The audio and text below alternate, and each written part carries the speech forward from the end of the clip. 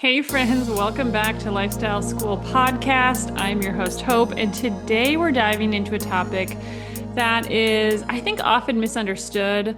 It can very much be an emotional topic, and as always, I think it's really important to look at through a clear, grounded lens. And with that, I want you to know that we're talking about gastric surgery today or bariatric surgery. But before we get into today's topic, I just want to say thank you so much for being here. Your support means everything to me. If you haven't already, if you could subscribe to the podcast, if you could leave a review, share it with a friend, that would mean the world to me. It would help get the word out about what we're trying to do here at Lifestyle School, prepare people to live the life that they want by building a lifestyle. I should say, help them get the health that they want by building a lifestyle that gives them the tools to make that an easy process that they do automatically every day. So, we're talking about gastric surgery today. Before we begin, I want to say this, and I think this is important. This episode isn't here to bash surgery. I'm not anti-medicine, but I do want it to be a reality check because no matter what the ads or influencers or even some doctors might suggest, there is no magic pill or magic surgery when it comes to sustainable weight loss. There never has been, and unfortunately, I don't believe there ever will be. So whether you're someone who has had gastric surgery, maybe you love someone who has had it, or maybe you've been considering it yourself, this episode is for you. Let's unpack what gastric surgery is, how it works, the real risks, and most importantly, why your lifestyle habits still matter more than ever, whether or not you have had it or you haven't or are even considering it. So before we get into it though, a quick disclaimer, I am not a medical doctor. This podcast is for educational purposes only and is not intended as medical advice. As always, always consult with your doctor before making any health and lifestyle changes. Okay, guys? So let's get into it. What is gastric surgery? I think this is a really interesting topic. I feel like I know a number of people who have had it from when I was young all the way up until now. There's an influencer I follow on Instagram who has had it about a year ago. And so I think it's a really interesting topic to explore. You know, we are in the age of like GLP-1s right now. So I feel like gastric surgery is kind of declining in popularity a little bit. And I think the data shows that. We'll talk about that in a second. But I think it's really good to understand these different things and just be informed. Like, what is it? What does it actually do? What are the real, possible results and risks? And then, from there, you can make a really informed decision. So gastric surgery, also known as bariatric surgery, refers to a group of procedures designed to help individuals with clinically severe obesity lose weight. And it's typically recommended for people who have a BMI over 40 or over 35 if there's, serious health conditions also, wrapped into that, something like type 2 diabetes, maybe high blood pressure, sleep apnea, something like that. So I want to make sure it's clear. Surgery is not a quick fix. These surgeries are meant to be tools, and I think they were created to be as tools, but I think sometimes maybe they're sold to us as quick fixes. And they're meant to be used alongside long-term lifestyle changes. And I do want to just say this at the beginning, because I don't want there to be any confusion. Personally, I would probably never recommend anyone have gastric surgery. But again, I'm not a doctor. Based on life experience, I've had some clients have it before, and then just the observations I've made. I would be very, very, very cautious when it comes to doing something drastic like, altering your physical structure of your body, because our bodies are beautifully created systems. And when we start to change things from a surgical perspective, especially things that are irreversible, there's always negative consequences. And we'll get into that. So I just want to say that on the forefront. I'm really not a fan. But again, there may be someone listening to this who had it and it's like changed their life. And so I think the influencer that I follow on Instagram, obviously I don't know her. I see her highlight reel. She feels like it's changed her life, but I just want to, take a real raw look at this, so that you can make better informed decisions. Because truly, when we make decisions about our health, we shouldn't be making it based on what anyone else's opinion is. We should be basing it on the facts, on our own, health history and our needs. And so hopefully I can help be a resource for you in that. So let's talk about the four main types of bariatric surgery. So we have Roux-en-Y, I believe is how you say it. Gastric bypass. This is considered the gold standard. A small pouch is created from the stomach and it's connected directly to the small intestine and bypassing most of the stomach and a portion of the intestines. And this both restricts food intake and reduces nutrient absorption. So essentially they make your stomach into a small pouch and they connect it to the small intestine, but they also bypass part of the intestines. And your intestines is where nutrient absorption happens. Number two is the gastric, or I should say the sleeve gastrectomy. So roughly 80% of the stomach is surgically removed, leaving a narrow sleeve. It doesn't involve bypassing the intestine, so it affects absorption less than the bypass. And it also reduces ghrelin, which is our hunger hormone. And that is essentially what it is. Number three is we have the adjustable gastric band, also known as a lap band. It's a band that is placed around the upper part of the stomach to limit food intake. It's less invasive and it's reversible. The other two aren't, but has fallen out of favor due to low success rates and higher complication rates. Honestly, I've only heard negative things about lap bands. Next, we have the duodenal switch, also known as the BPD-DS. This combines a sleeve gastrectomy with a more aggressive bypass of the small intestine. It results in significant malabsorption and is typically reserved for people with very high BMIs and severe metabolic disease. And so, you might be thinking, well, how common is this actually, Hope? In the US, there's about 250,000 to 280,000 bariatric surgeries performed each year. And that number increased throughout the 2010s as the medical community began recognizing obesity as a chronic disease rather than a personal failure.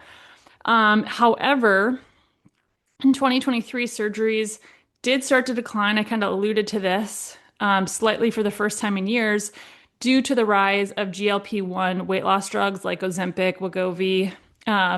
But here's the thing, those medications also don't work without lifestyle changes. And I did just do an episode a couple weeks ago on GLP-1. So if you're interested in my thoughts on that, go check out that episode. Many people try the medication and eventually still consider surgery if, they're trying to go this medical route to figure out their obesity issue. Surgery and medication both alter your physiology. Hopefully you're aware of that, but neither replace, the need for taking ownership and responsibility for your lifestyle and for your habit formation, right? So, quite a few people get bariatric surgery each year. And also, there's been a huge increase in the use of GLP-1s. And if you listen to my podcast, I believe it was 2 weeks ago, the one about sleep, at the beginning of that podcast, I share a listener's experience using a GLP-1 medication. And unfortunately, it was a nightmare for them. And it's taken them years to kind of feel like they're getting their life back. And so again, I just want you to proceed with caution when you see people online promoting different things, especially when they're, really powerful drugs or, surgeries that alter the structure of your body, of your digestive system. It's something to take really seriously and to not just take all the positive stories, all the rose-colored glasses that you see on an influencer's social media page. So the question I'm sure you're asking, well, Hope, does gastric or bariatric surgery work? And in the short term, I would say the answer is yes, it works pretty well. On average, patients lose about 50 to 70% of their excess weight. So this is an average, right? There's going to be outliers on both sides. And this happens within 1 to 2 years after surgery. So, for example, someone who lost 100 pounds or someone who is over 100 pounds overweight, they typically would lose anywhere from 50 pounds to 70 pounds.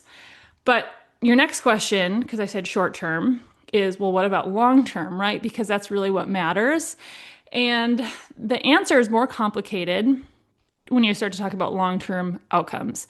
So what the research shows is that about 50 to 70% of patients maintain at least 50% of their excess weight loss at the 10-year mark. So to quantify that, if that same person who lost 70 pounds initially, they would likely keep off 35 pounds a decade later.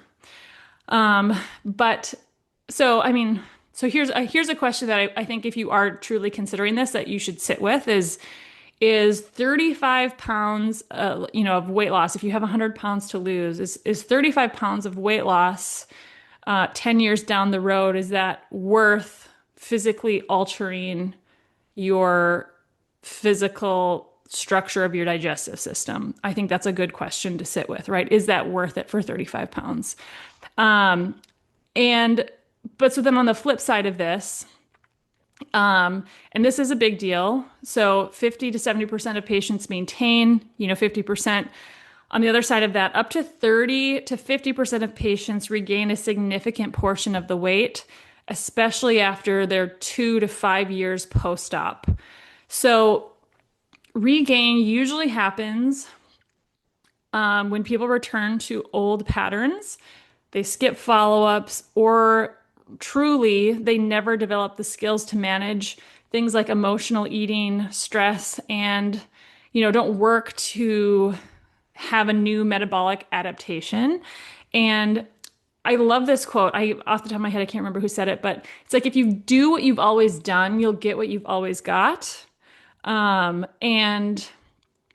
that is the truth. Einstein says, it's crazy to think you'll do the same. Insanity is doing the same thing over and over again and expecting different result. And I think sometimes when it comes to surgery, we think, oh, well, we'll do this surgery and we'll keep doing the things that we've done. We don't learn the new skills that we need to do. And then what do you know? We end up with the same results. And so I say this because surgery can't change your habits because it doesn't address the root cause of what got you here in the first place. And simply, sorry, I can't talk apparently again. Simply changing your anatomy, to buy some time isn't, going to have that effect of addressing the root cause. And I also want to say this, because I think maybe that sounds really harsh. I have so much empathy for people who've dealt with obesity their whole life. And I think it's a really hard thing to work on because as a coach, and this is what I see over and over again, like our issue with weight is so much more than just like the food that we eat, so much more than how much we exercise.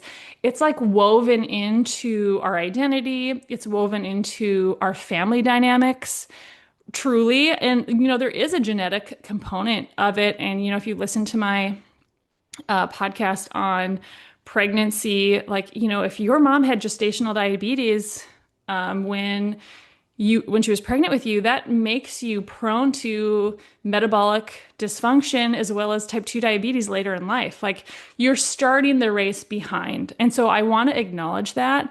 And I want to say, not all of this is your fault, right? And so I want you to know that I have so much empathy for people who've struggled chronically with obesity because it is such a beast to address. But I also at the same time want to empower you that like you can find healing, you can change your metabolic outcome, you can change how your genes are expressing on an epigenetic level. And so, I would love to walk with you through that, but I want you to know also, like I said, there's no quick fix, there's no magic pill. It takes time, it takes dedication, it takes effort, and truly it takes rethinking the way you do life. Like on every level, you have to rethink relationships, you have to rethink coping mechanisms, you have to rethink thinking patterns, and only then will things start to change for the long term. And that is what I'm so passionate about here at Lifestyle School because I've seen over and over again people lose 20 pounds and then they gain it back and then they lose 20 pounds. It's like, this roller coaster. And it's because there's all these other underlying things emotionally, mentally, belief systems that we believe about ourselves that keep us from becoming the person that we want to be. And so many times we're not even aware of them, like holding on to these different beliefs about ourselves. So anyway, I did a whole podcast on that. I'm trying to remember what it was called. But we have to change.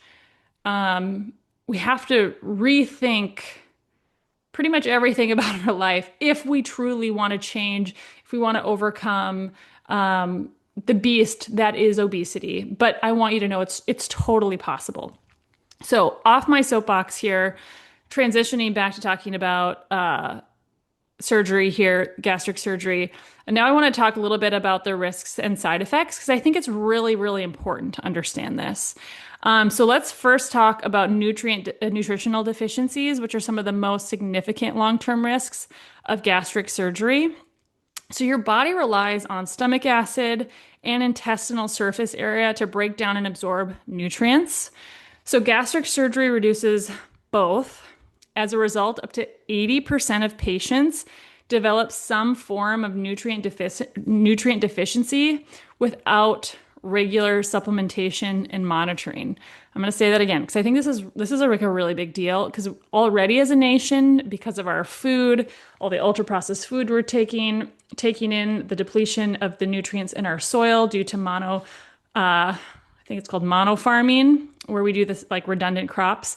Our soil is not as nutrient rich, therefore our plants aren't. But up to 80% of patients develop some form of nutrient deficiency if they don't regularly supplement and monitor. So here are the most common ones that they see. Number one is vitamin B12. And what this is needed for is brain health, for your red blood cells.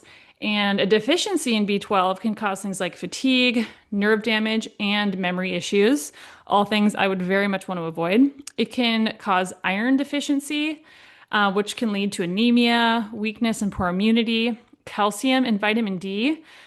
Without these, your bones become brittle, and many patients develop osteopenia or osteoporosis, which is not a joke. And then thiamine, also known as B1, deficiency can cause Wernicke's encephalopathy. That's a mouthful. And what that is a serious neurological disorder. And then protein, low protein intake can lead to muscle wasting, poor healing, and weak immunity. And so, the real problem, many patients stop taking their supplements or never receive proper education about what lifelong care actually looks like. And this causes all sorts of issues for them. And that's not all. There's also the risk of what's called dumping syndrome, especially after gastric bypass. And this is when food moves too quickly into the intestines, causing things like nausea, diarrhea, dizziness, and even fainting. And it's often triggered by sugary or high-fat foods. Other symptoms that people experience with this procedure is hair loss, chronic fatigue, gallstones. This can be from rapid weight loss, and gastrointestinal issues that don't go away. So, this is looking at the nutritional deficiencies. I also want to say this. We're learning more and more research is coming out about the gut-brain connection and about how Our digestion is connected to our brain, like the gut brain axis. I can't say I'm at all an expert on this topic, but when we talked about GLP-1s, some of the side effects when we, start to change the physiology of what's going on in our digestive system is, things like depression, anxiety, mental health issues. And I have to believe, I'm just going to preface this. I don't have like any research to back this up, but I'd have to believe that there is also probably some mental health things that come from altering our digestive system, from bypassing parts of our small intestines that, are not accounted for, maybe not even researched very well about this. And so that would be another thing. If you have, experienced gastric bypass, if you have a loved one who has, I'd be really interested to know if there was like a mental health ramifications to that as well.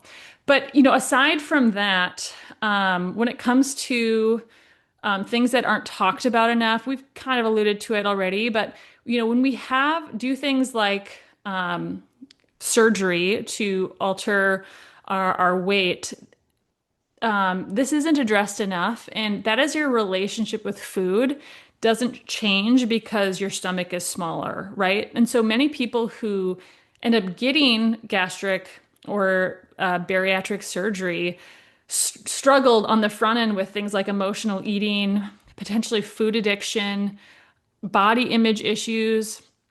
And, when you change the size of your stomach, it doesn't address these. And there can be a lot of guilt and shame if you start to see, you had this big surgery. My understanding, I had a personal training client who went through it years ago. It's like a really painful process. It's like not easy. It's really hard to eat or keep anything down. There's a lot of nausea. And then guilt and shame comes when, potentially these like old emotional eating or food addiction patterns kind of rear their head. And something else that also I don't think gets talked about enough, but I've heard a number of people talk about, is some people develop transfer addictions. So it's like if you can't overeat because it will literally make you so sick, people will sometimes turn to things like alcohol, shopping, or other coping mechanisms. And that's why therapy, community, and coaching are critical parts of recovery, especially if you have or are considering taking part in a surgery like this, because it isn't just about your stomach. It's about your habits, it's about your identity, and it's how to respond to life's stressors. And if you aren't taking all of those things into consideration, you're really missing a big piece of the puzzle. So, whether you've had gastric surgery or are considering it, or maybe never plan to go that route, here is what remains true. And I want to leave you with this is that there is no surgery or drug that replaces lifestyle change. And to lose weight and to keep it off, these are like the foundational pillars that you must be doing to achieve that. And yes, it might be a little bit more complex than this. And you're like, well, hope I'm doing all of these things and I'm still not losing weight. Let's talk. But you have to eat real food, a real food diet focused on protein, healthy fats, fiber, and like nutrient-dense micronutrients. You have to prioritize sleep and manage your stress. I can't tell you how many times I've worked with people and it's like before we can even really dive into lowering their insulin and really attacking their blood sugar issues is we have to first get sleep and stress management under control because they just have no bandwidth to make changes. And I think, we live in a society that glorifies getting 6 hours of sleep a night and then, being overcommitted and running to and fro 24/7. And that is stressful, and as someone who used to just try to do it all themselves, let me tell you, there's so much freedom when you prioritize your health in a way where you're getting enough sleep and you're not stressed out of your mind. And that has to happen. Part of me is like, maybe I should put that before eating a real food diet. But next is you have to move your body in ways that support your lean muscle mass. Um, Muscle mass is metabolic gold. It's a blood sugar regulator. It's your longevity tool. You have to do that. You have to address insulin resistance and blood sugar dysregulation. That is really going to be the key to letting go of the weight, let me tell you. And then, I mean, this is also so important. You have to build a support system. If you don't have a solid support system, you're just going to feel like you're in the middle of the ocean swimming by yourself and a little lost, not sure, what direction to go. And when you're feeling discouraged, it's going to be easy to slip underwater, right? You don't have that person to pull you up onto their life and say, hey, let me hold your hand. Let me encourage you. Let me support you. Let me show up for you. That's super important. And then lastly, you got to do the inner work. You have to shift your mindset. You have to work on your habits, the systems of your life, your belief systems. And that is all of what we teach within lifestyle school, because whether or not, you ever go under the knife for surgery, true transformation happens when you start to take ownership of your daily choices. And that's really where it all stems from. And so, kind of final thoughts as we wrap up here.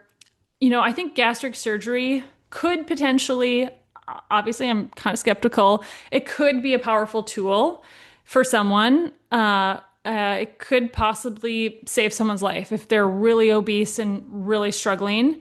But I want to be really, really clear that it's not a cure. Okay. And it's never going to be the full solution. Same with a GLP-1 medication. If you've had surgery, I want you to know, I don't think you're broken. I don't think you cheated, but now is the time to get serious about nourishing your body, your mind, and your future. And if you're considering it, I want you to ask yourself, what am I willing to change now? Because surgery will change your stomach, but only you can change your life at the end of the day. Only you can take agency and start, building the life that you want, day by day in those small choices that eventually add up to be something really big. So I want to say this. I know I've gotten a little preachy today, but thank you so much for tuning in. I do really value the time that you spend listening to this podcast. Again, I know I said this at the beginning of the episode, but if you want to leave a review, if you could follow the show, that just helps get the word out. It helps my show come up, when people are searching for, what are they called? Podcast episodes about living a healthy lifestyle. Share it with a friend who might need it. All of that would mean the world to me. And if you're ready to take control of your health, take things to the next level, start really to work on change from the inside out, I'd encourage you to check out Lifestyle School on my website, www.hopeplatcoaching.com. I realized this the other day. My website does not show up unless you put www.hopeplatcoaching in. If you miss the W's, it doesn't show up, which is so annoying. But I gotta, get onto my techie side, and tech is just really not my jam, guys. I'd much rather get into the science and talk health and lifestyle. So anyway, with that, guys, check out my website, check out Lifestyle School. And with that, we'll see you on the next episode of Lifestyle School.